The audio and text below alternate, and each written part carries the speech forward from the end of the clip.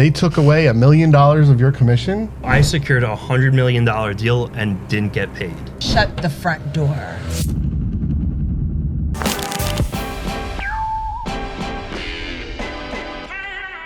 Hey guys, so this is exciting because we have Brian Cipher on. He is a real estate agent with Alexander Anderson Real Estate Group.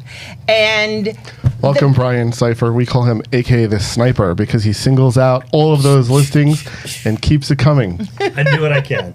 But his thing is he left a job where he was making like $1 million plus a year to come be a real estate agent with us.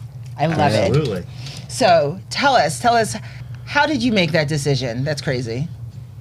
And was your wife behind this? It was a long time coming. It was something that I played around with for a while. I went out to dinner with Eric a couple of times, and we discussed actually over a year before I decided to make the switch.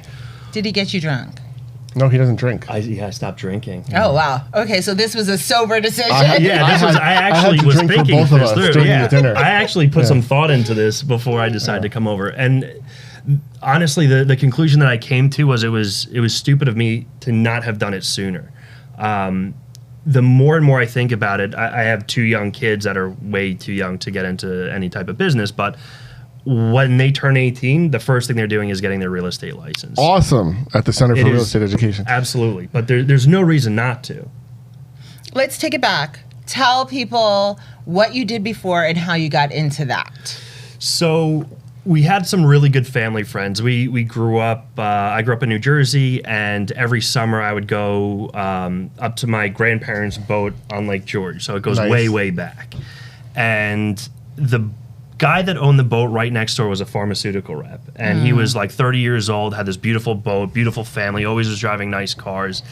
And as time passed, when I got into college and I was kind of playing with the idea of going to law school, and I wasn't sold on any one career path, I ended up getting in touch with this gentleman, and we discussed it, and he was telling me how amazing it was and how he's been offered management positions, and he's turned everything down because he just loves the sales process, loves his clients, loves what he does every day, and he was just making a ton of money, and why would you change your situation when things are going so well?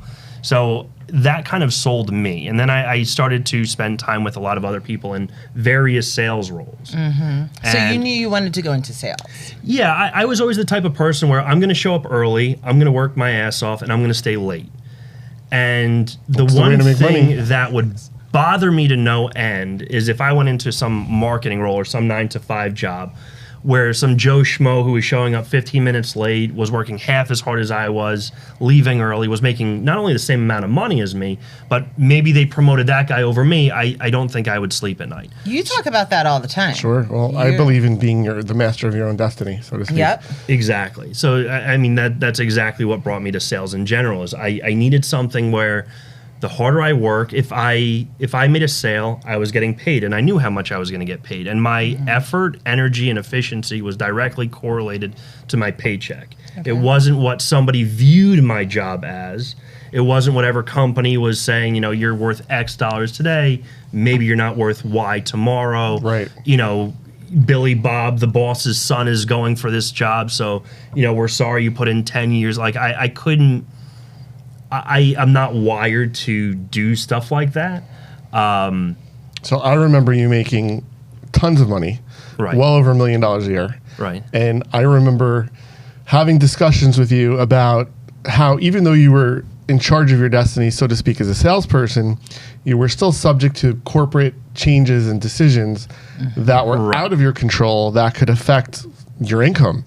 And that was something, I have no experience with that because I've been working for myself pretty much 90% of my life. But I have other friends that have been in similar tech field positions that have talked about similar challenges. Why don't you tell us what was that about, and how did that affect your decision to change? Because you were in medical devices, I was right? in medical devices. Okay. So I'll tell you kind of how it started and then how it finished. So I got my big start at Stryker, which is a Fortune 500 large medical device manufacturer. It's a great company. I'm still a huge fan.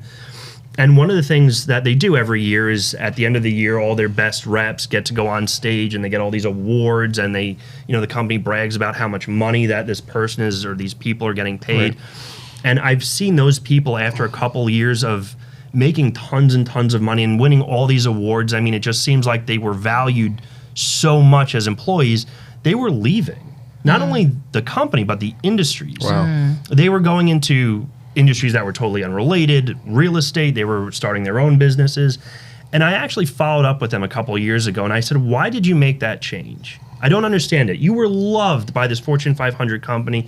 You were set for life. They were, you had all the benefits, the 401ks, you had everything that anybody in corporate America could ever want. You were making $700,000-$800,000 a year. Like, why would you leave that? Are you out of your mind? And all of their answers were exactly the same. They love you in front of everybody, and then behind the curtains, it's, okay, we're done. What are you going to do for us tomorrow? Yep. And you have one bad year, and the threats start coming out. And you They realize... were Janet Jackson. What have you done for me lately? Right. Are you gonna sing that for us? What have you done for me lately? I didn't realize we were on that kind of podcast. I didn't warm up my vocal cords yet. But it was always the same story of this, 98% of your quota is not your quota. It doesn't matter if you've grown 100% year over year. You might be the best investment we ever made, but the second that investment isn't as lucrative as we think it should be, you're gone. So no loyalty. There's no loyalty. But the other thing too is, I was working, I remember getting in my start, and this goes back to kind of my own work ethic, is, Stryker's right here in New Jersey. They have a big place in Allendale. They have a big place in Mahwah. So Monday through Friday, I was doing cases. Cases typically start at like 7 o'clock in the morning. I'm leaving my house at 5:30, 6 o'clock in the morning. And I'm getting home at 10, 11 o'clock at night. Some of the cases that I was in were 12, 14-hour cases, especially on like the neuro side of things. And on Saturdays and Sundays, they would call me up from the local offices that they were doing cadaver labs, and they would ask me, hey, can you come and be here at 6 a.m., set up the cadavers for the people, the clients that were having fly in for these labs, and then stay late to help clean everything up, which is not the greatest job in the world, dealing with dead bodies people. And body parts. Like, not that it's terrible, but it's not Sounds something that pretty terrible. Yeah. not really what I wanted to do on my weekends after I just worked an 80-hour work day or an 80-hour work week. Now let me and go I'm play with putting- dead bodies. Right. Right, but it's another, like, I think I worked 4 consecutive 100-hour weeks. Ooh. And I called up my manager, and I was exhausted. I've never felt burnout. I've heard people talk about burnout, but I've never felt it in my life until that moment. Well, let's put that into perspective. Most people work a 40-ish hour work Right. week. 40-ish. Right. Sometimes a little bit more, sometimes a little bit So you less. work Right. 2 jobs in 1 week. Right. You're Right, saying exactly. And a half. 100 hours. 2 And and a it half doesn't jobs. matter at that point Ugh. how much money you're making. You can't enjoy anything. No. You're not sleeping at night. Like, you go home. Your you- relationships are you pass out. deteriorating. Right. Yeah. I wasn't married at that point, but Ah. like, you can't do anything. You have no life. You're not going out with friends. You're not There's gonna no- get married at that right, rate. Right. How do you date?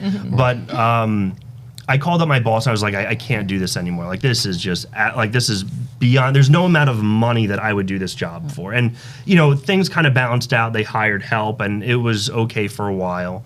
And then I met my wife, who happens to be a cardiologist, and she got me into another startup, which was amazing. It was absolutely the way to go.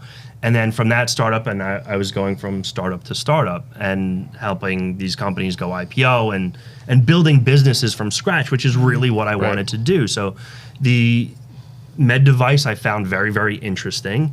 The money was fantastic. And I was building a business, and I felt like I was building it for myself. Right. Because you had part of the stock options. Right, from, I was heavily invested Right. in both companies. This last company, shot to the moon, which I couldn't have hoped for any better result, far beyond what I was imagining when I joined.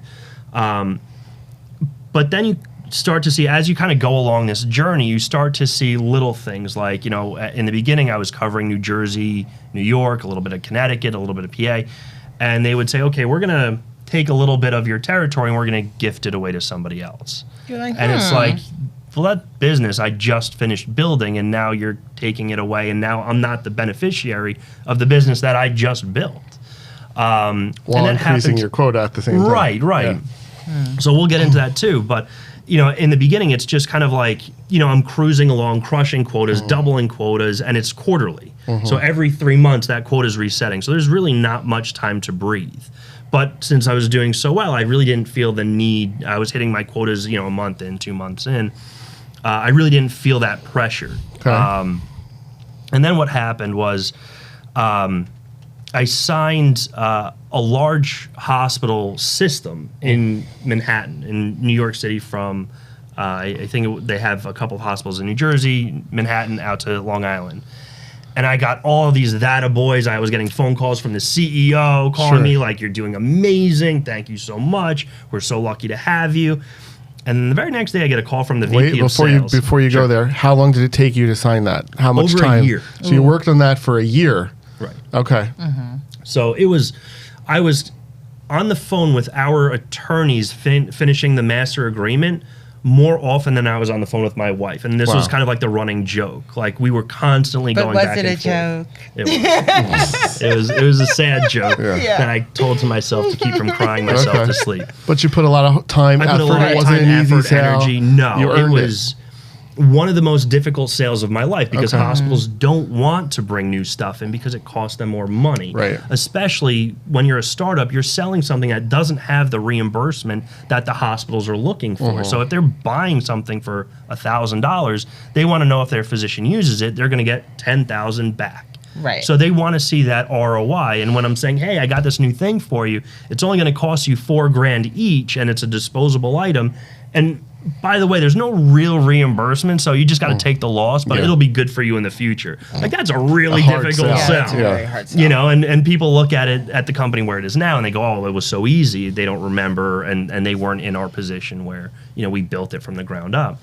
But the very next call that I got was my VP of sales, who I got along great with, a great guy, brought me on board. I kind of looked at him as a mentor, and he sat me down. I mean, this was over Zoom, but they were out of California, and he sat me down, and the conversation went something like this, like, we're so happy that you did this. This is amazing work. This is going to really launch the company to the next level, especially in a very, very competitive area. It's a very influential area. We really respect all this work. It's going to be amazing, but it's a little bit too much for one person to really do. So what we're going to do is we're going to give you, it was a 13 hospital system. So I'm looking at like a 7-figure payday. And what they said to me was, look, we're going to give you one of the hospitals and we're going to give away the 12. Oh my goodness. And we're going to use this potential business now to hire new people. So we're creating jobs. We're going to have more boots on the ground. I kind of parlayed that into, well, why don't you just hire people to help me? Because clearly I know what I'm doing. And I can manage and them. I can manage them. And get a piece of the whole pie. Right, right. Because that's, I'm trying to think of ways to keep That's the what would have business that I happened just in real built. estate, right? You would have started a team. Right, exactly, exactly. But that's how, that's how I think is, what can I do to manage this? And they didn't offer to offset that situation for you in any way, compensation-wise? I think they allowed me to keep anything for the first couple of months, but that's But that was a reoccurring salary for 10 years Right. there. Right, right. Yeah. Especially for, what I was selling was disposables. So every time they would use a, $4,000 doodad, I would get $1,100, $1,200 for each one that they used or each one that they bought. So, I'm kind of calculating in my mind, okay, they're going to buy a few hundred of these things initially, and then it's going to be a few thousand every year. That's a big payday. That's Yeah. a big payday. Right. So I got, it was a really big punch below the belt. And when I kind of fought back a little bit, they told me, look, you can take our deal or you can leave. Wow. So that, I still had a ton of stock that wasn't vested yet, and I knew it was going places, and I really loved the job. So you kind of close your mouth, you put your head down, and you go back to work.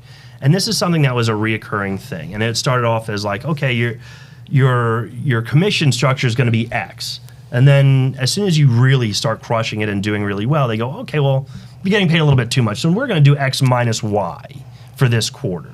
So basically, they decided Wow. you should only make $1 million a year, and anytime you had a chance to go over it, they would readjust it so you would stay at $1 million. Exactly. If Okay. you overperformed, what they would do is they could do two things. One, they could just come right out and readjust your compensation plan, which was, not a fun conversation to have. But more likely, what they would do is they would say, okay, you're doing $5 million a quarter, and you're growing at 20-30% per quarter.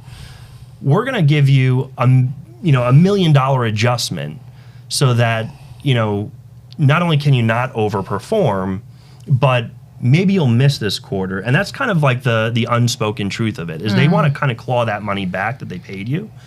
And, I went from, let's say, $0 when I got started, $0 in revenue that I was producing, to a territory that hired, I think, 15 people and started doing $18 million quarterly. Wow. So what is that? $72 million a year, if my math is right. All off you. All off of me.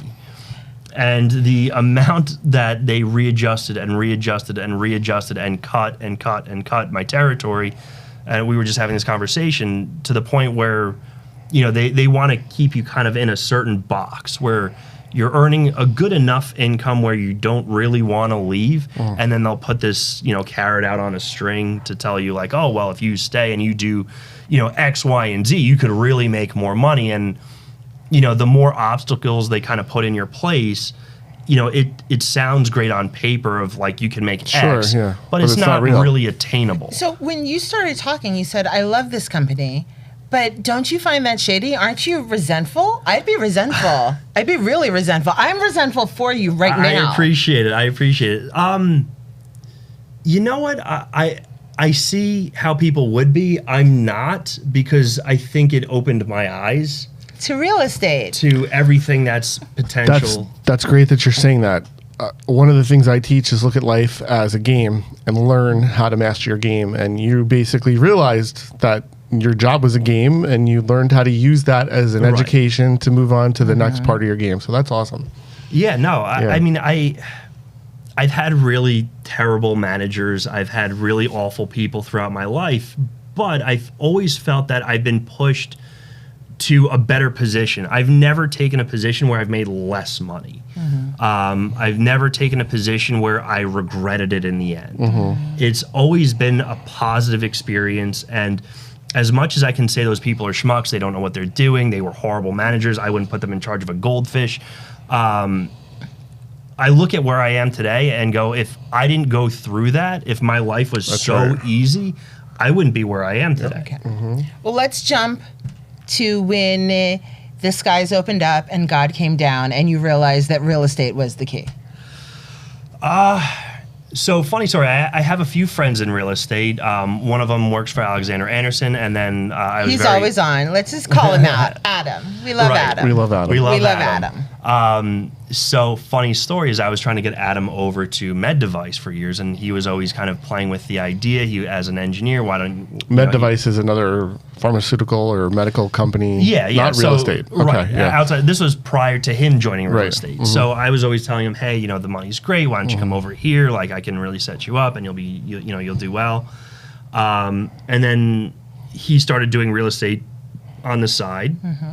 And, he started doing better and better. And I was kind of saying, like, he's not stressed. He's not, there's the funny thing about real estate, too, is your loyalty goes as far as yourself. Maybe that's poorly worded, but I mean, if you mess up, if you don't do a deal, if you don't get your deal done by December 31st, there's no manager calling you up and going, well, you missed your commission quota, is your commission. down, yeah. Right. And that's what I meant by that. Like, you're not expected to, answer to anybody. It is yourself. And we could get into this a little bit. I've lost a deal in real estate, and I was angry, and I was really upset about it. It was the biggest commission check that I've gotten, or I would have gotten so far. And the deal fell through the day before closing. I was already counting my commission check, and I didn't sleep that night. I was upset. I was talking to my wife, like, I don't know if I could do this. I'm angry. And then I was talking to one of my old colleagues, and he's like, so what's your next move? And I said, well, I'm thinking about it. I don't have to tell anybody about it. I don't have to write a report of where I'm going to make up this revenue from. I don't have to come up with a new business plan to tell a manager who's going to tell a manager who's going to tell a manager who's going to tell my VP who's going to tell my CEO, like how Brian Cipher is going to, come up with this lost revenue and make it up elsewhere. I have to figure it out for myself. And you don't have to worry about getting fired either. Correct. Right. There's nothing. Like, it's just me. You're disappointed. I'm still upset about it. Right. Don't get me wrong. but The stress of having to call somebody up and give them the bad news that I'm not going to get my paycheck that I wanted or that I thought I had earned, all disappeared. And then I realized, like, overnight how fortunate of a position I'm in, where yes, I have to answer to my wife. Yes, I have to look myself in the mirror. Harmony has questions. But there's nobody that's going to call me into a meeting with HR and put me on a performance improvement plan and do all this nonsensical stuff that's meant to scare me, even though they'll tell you it's we're just trying to help you grow. That's really what that's what they do. what I'm hearing is you realize that the quality of life is just 100%. there's no comparison. I'm not waking up at 4:00 in the morning. I'm seeing my kids every day of the week. I mean, that was a thing too. I was waking up at 4:30. I was out of the house by 5. With anxiety. 5:30, with anxiety, running to work every day. And people don't talk about it, and maybe people deal with anxiety different, or they deal with stress differently. But besides for just the stress of the sale, you're also dealing with the stress of the clients, you're dealing with the stress of the hospitals, and you're dealing with the stress of the patients. If a case doesn't go well, you may have made the sale, but you killed the person at the same time. Oh my God. It adds an entirely different level of stressful. stress. That is a level of stress. And that you maybe don't want. I think a lot of people also they don't look at the people on the table as people. It's more of like, I just need to get my stuff opened, put on the operating table, and as long as that happens, I get to bill for this case. Wow. I'm good. And I know a lot of reps like that. And they're terrible Thankfully, you're not people. that kind of person, And, right? Right. I've lost sleep over having a great sales day, but losing a patient, even if it wasn't my fault, even if it wasn't anybody's fault. Yeah. Right. Luck of the draw. I have to be able to put my head down on my pillow at night and think that I did the right thing. Yeah. And I was really glued to that moral compass. Thank you for that. Not everybody is. No, I mean, Yeah. and I would see other people that weren't. And the funny thing is, reps, especially in that industry, can be rewarded for having no moral compass. Yeah. If they're opening their device, if they're utilizing more of their devices in a given day, that's looked at from a corporate perspective as success. Sure.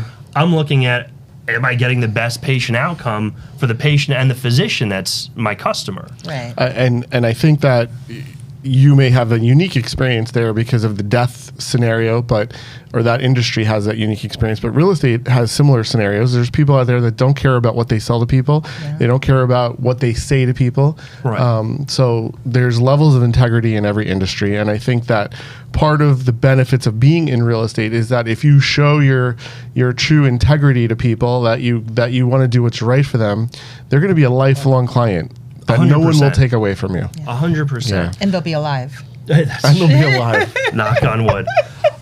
Thanks, Noel. We're going there. So This took a dark turn. I'm trying to think if I had anybody die. Oh God, no. I mean, I have represented estates, but the But- people were usually but not- dead before not I got from involved. your real Not estate because you deal. pushed them down the Right, staircase. right, Yeah, right. that's true. Very good point. Here's an So- elevator shaft. Go. Goodbye. We So the tables we turned. need to sell your house. So the tables turned, and instead of you trying to lure Adam into medical devices, he's now showing you the beauty and the way of real estate. So yeah, it was a combination of Adam and Eric and Eric. everybody that I was meeting. I have other friends in the real estate industry that have been doing this since high school, and this goes back to what I was saying earlier, which is I wish I graduated high school, got my Real estate real license. estate license. At the Center for Real Estate Education. Of course. Had to say it. But there's no reason not to have it. I mean, especially through your 20s and 30s, it's almost stupid not And to you could have get it at 18.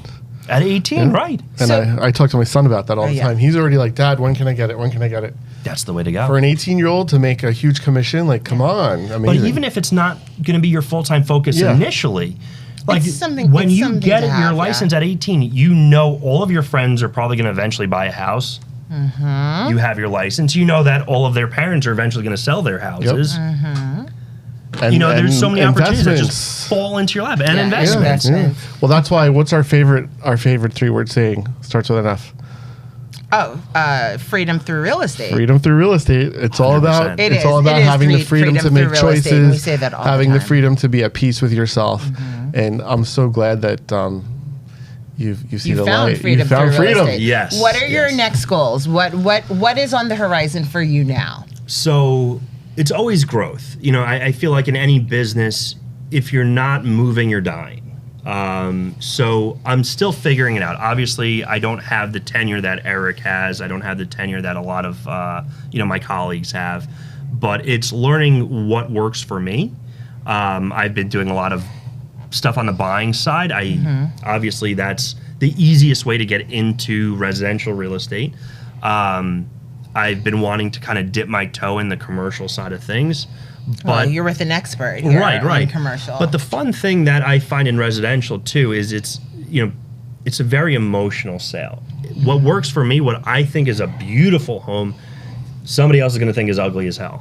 That's why I like commercial. There's no emotion. Right. There's no emotion. But for all me, numbers. it's like there's no emotion on my end. It's emotion on my client's end. So it's I guide them through the process. I tell them what to expect. I kind of open their eyes as much as I can to what is potentially out there, because obviously there's no perfect situation.